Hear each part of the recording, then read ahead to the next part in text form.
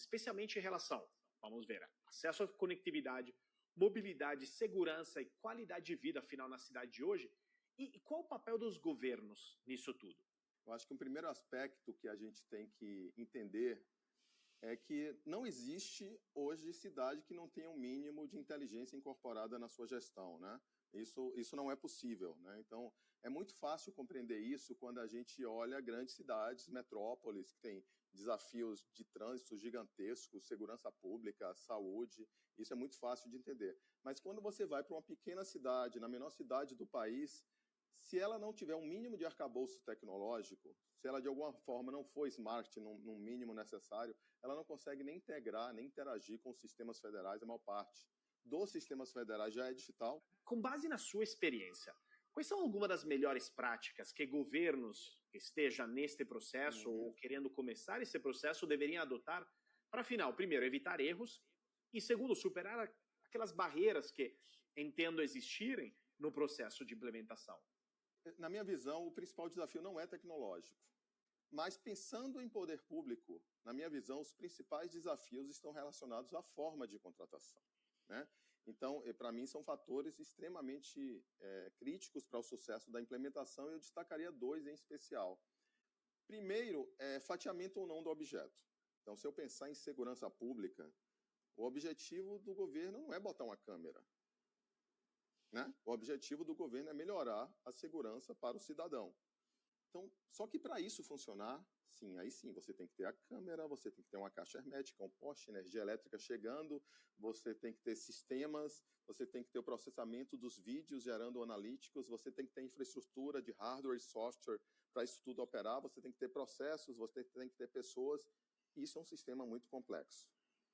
Se você fatia isso, essa possibilidade de sucesso é muito reduzida. O segundo aspecto que eu destacaria, André, é a decisão entre comprar um bem, adquirir um bem ou contratar como serviço.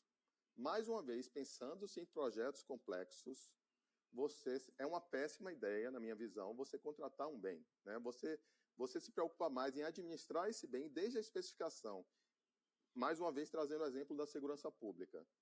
Se você, ao invés de contratar serviço, for contratar um bem, no edital de licitação pública, você vai ter que se preocupar em descrever o bem. Eu quero um hardware do tipo tal, que tenha capacidade tal, com memória tal. Ou... Se você vai contratar como serviço, você vai focar muito mais no produto final que você deseja, né? O que é que você espera daquela infraestrutura tecnológica, né? Eu espero que aquilo detecte faces, que ela compare com o banco de dados e me gere alarmes. É isso que você quer, ao final das contas, num tempo tal. Então, queria a sua avaliação do papel estratégico da cloud nas Smart Cities, mas também de que forma hoje soluções vêm ajudando governos a adotarem, explorarem plenamente os benefícios dessa tecnologia, porque recentemente saíram notícias de grandes investimentos da Oi Soluções, então acho que é muito importante os governos souberem disso. Pensando na Oi Soluções como implementador disso, recentemente a gente criou um centro de competência em nuvem. Porque existem várias formas de contratar nuvem, os governos necessariamente têm que usar um broker para fazer isso.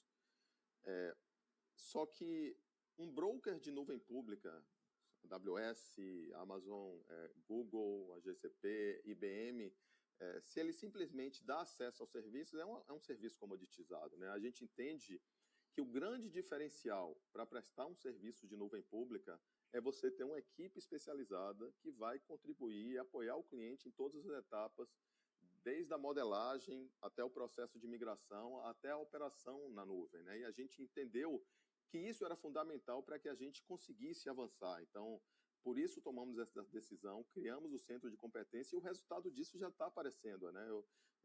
Nos últimos 6 meses, a gente ganhou pelo menos 8 contratos relevantes